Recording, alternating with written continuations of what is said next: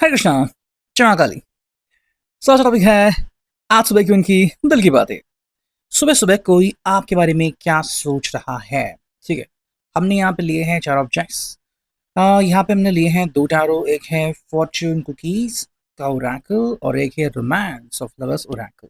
ठीक, रीडिंग होने वाली है for all signs, general collective Hindi tarot reading.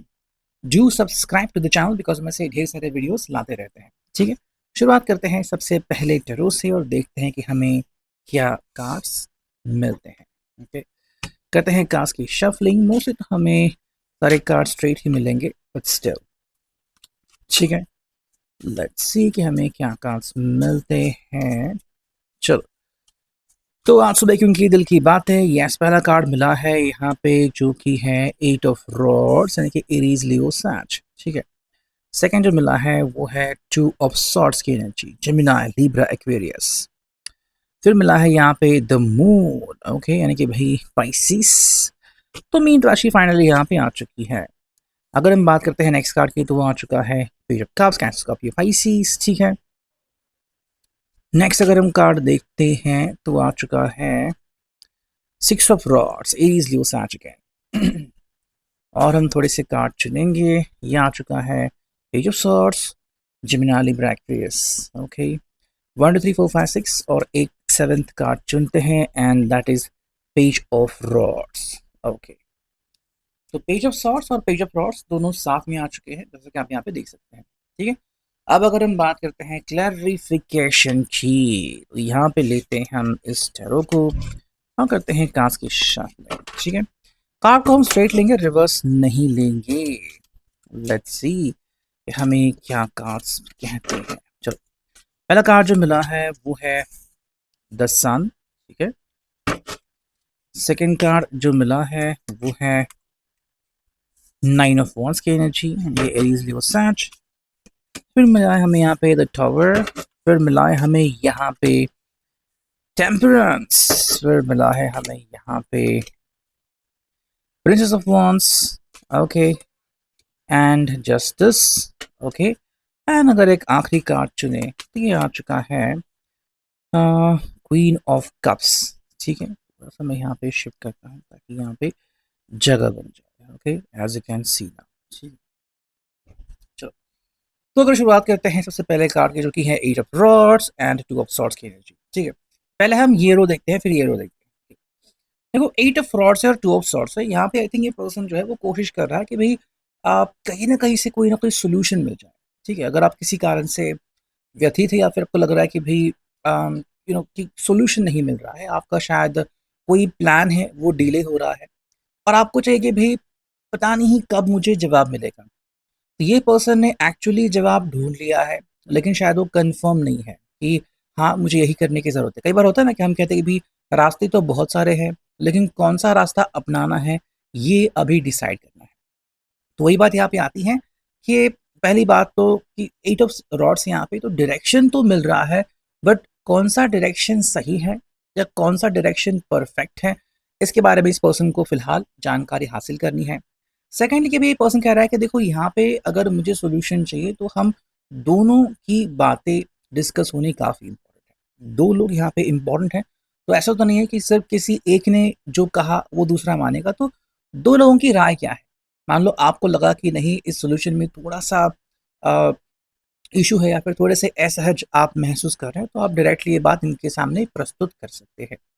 इनका बस कहना है कि भाई जो भी आपको लग रहा है ना, आप बिना दिक्कत के बोलो एंड फिर देखते हैं कि भाई हमें क्या सॉल्यूशन मिलता है।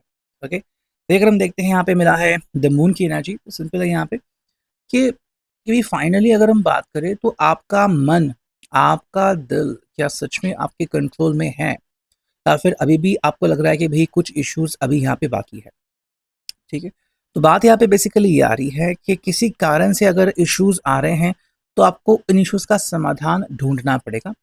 ये पर्सन कह रहा है कि भाई कई बार इनको लगता है कि मान लो आप इनसे कोई बात कह नहीं रहे हो। ओके, शायद कोई बात छुपा रहे हो, बट कई बातें कहते नहीं हो एंड बिकॉज ऑफ दैट इस पर्सन को आइडिया नहीं लगता कि क्या आप इनके दी गई सफाई से खुश हो या फिर आपके मन में कुछ सवाल है जो कि आप क्लैरिफाई नहीं कर रहे हो, है ना। तो बात कह रहे हैं कि भाई उनके इससे इनके मन को चोट पहुंचती है।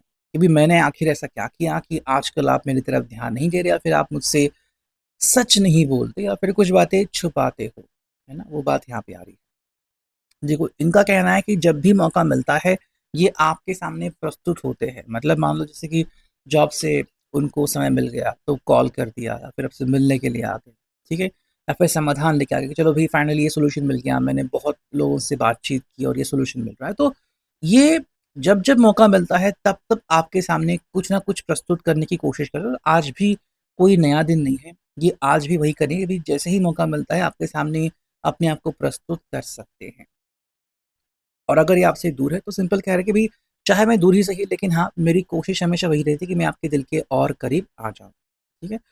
इनको बस ये कहना है कि भई जैसा कि सब कुछ हो रहा है, चाहे आप दूर भी हो या फिर पास भी हो, क्योंकि ये एफर्ट्स जो है वो दिल से करते हैं, तो ये सिंपल कह रहे हैं कि भई ऐसा लग रहा है कि मान लो हमें हमारी सच्चाई मिल गई है, मान लो हमें जीत हासिल हुई है, ठीक है? तो सिंपल करके अगर आप और मैं दोनों अपने दिल की बात सामने रखते हैं, तो हमें डेफ़िनेटली वो मिलेगा। मतलब कहते हैं ना कि कायनात हमें हेल्प करेगी, पूरा यूनिवर्स में हेल्प के लिए आएगी, तो बिल्कुल कुछ ऐसा ही इनको लग रहा है, ठीक है?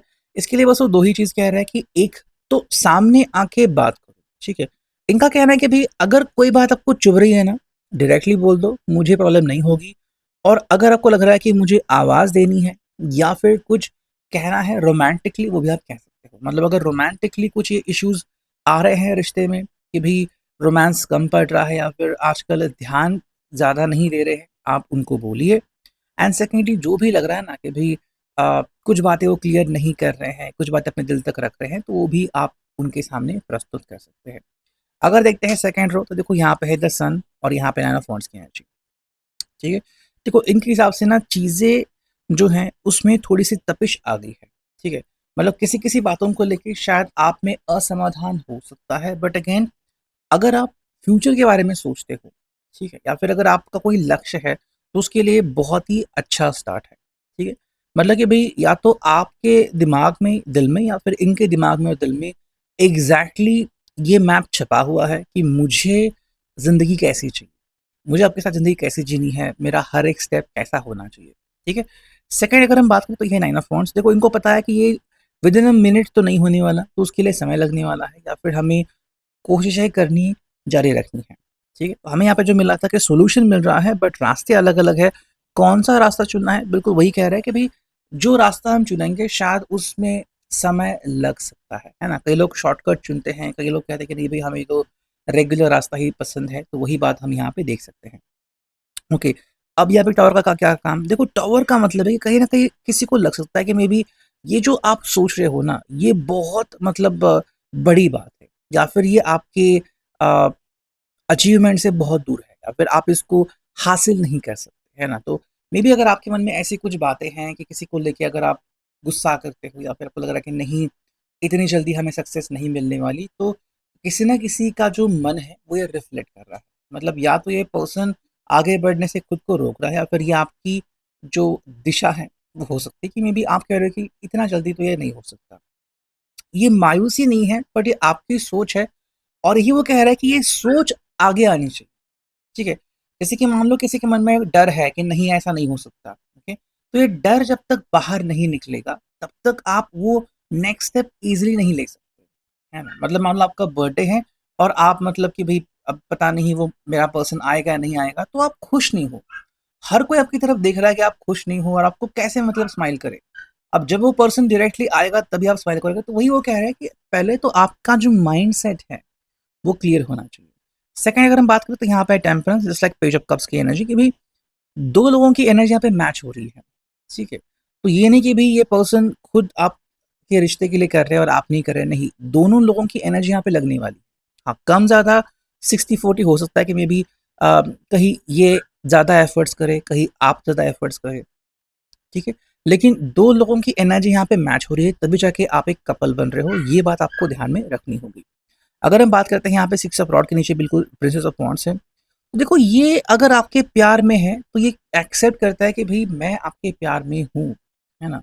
आप बहुत अच्छे पर्सन हो, आप बहुत खूबसूरत हो, मेबी आपका स्वभाव बहुत अच्छा है, तो ये बहुत सारी ऐसी बातें हैं जो इनको आपकी तरफ अट्रैक्ट करती है। वही बात वो कह रहे हैं पेज ऑफ सॉर्ट्स के नीचे बिल्कुल आगे जस्टिस, देखो ये कह रहे हैं कि अगर आपको लग रहा है ना कि कोई बात आपको परेशान कर रही है, बिल्कुल बोलिए मुझे, ठीक है, आपका हक है, आप मुझे बोलिए, कड़े बोल सुनाइए, मेरी निंदा कीजिए।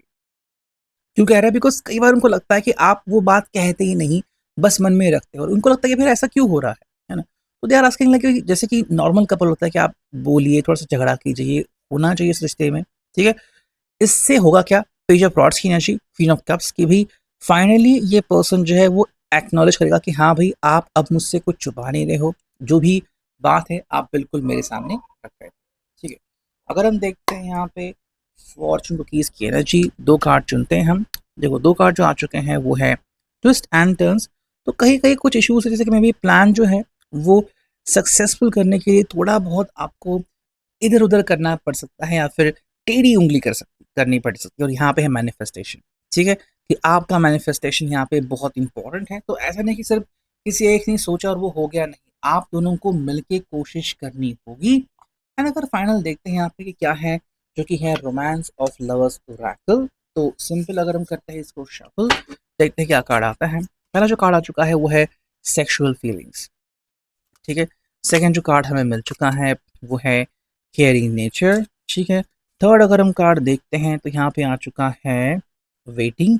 एंड फोर्थ अगर हम कार्ड चुने तो यहाँ पे आ चुका है पास्ट लाइफ कनेक्शन। देखो ये पर्सन क्लियरली कह रहा है कि इसको आपकी तरफ अट्रैक्शन तो बहुत महसूस हो रहा है, ठीक है। बट कई बार क्या होता है ना कि जैसे कि मान लो आप जैसे कि आपको ज़्यादा फीलिंग्स है टुवर्ड्स आपके फैमिली मेम्बर्स, ठीक है, या फिर आप किसी और की ज़्यादा परवाह कर रहे हो, लाइक मे बी कोई आपका अगर फैमिली का सदस्य शायद हॉस्पिटलाइज्ड है, या फिर मे बी आपके चिल्ड्रन हैं, आप उनके बारे में ज़्यादा सोच रहे हो। तो ये क्या कह रहे हैं ना कि कहीं न कहीं इनको लग रहा है कि अकेले पड़ते जा रहे हैं। इनकी जो पैशनेट फीलिंग्स हैं वो एक तरफ रहती है, और अभी फ़िलहाल आप अगर किसी और की तरफ ध्यान दे रहे हो, ठीक है, तो वो उनको लग रहा है कि भई इसमें थोड़े-से इश्यूज़ आ रहे हैं, या फिर आपके रिश्ते में थोड़ा-सा गैप आ रहा है, ठीक है। कह रहे हैं कि चलो भई इसके लिए वेट करने को रेडी हैं, कि मे बी आपको समय लेना है, आप लीजिए। क्योंकि इनको लगता है कि आपका जो कनेक्शन है वो पास्ट लाइफ कनेक्शन है। मतलब ऐसा नहीं कि भई इन्होंने आपको देख लिया और लगा कि चलो भई बहुत अच्छे पर्सन है, नहीं। जैसे ही आपसे मिले तो लगा कि कहीं न कहीं से कोई कनेक्शन बनता है from the past life, and because of that ये आपके लिए वेट करने के लिए भी रेडी है। से अभी के लिए reading, I hope it will resonate.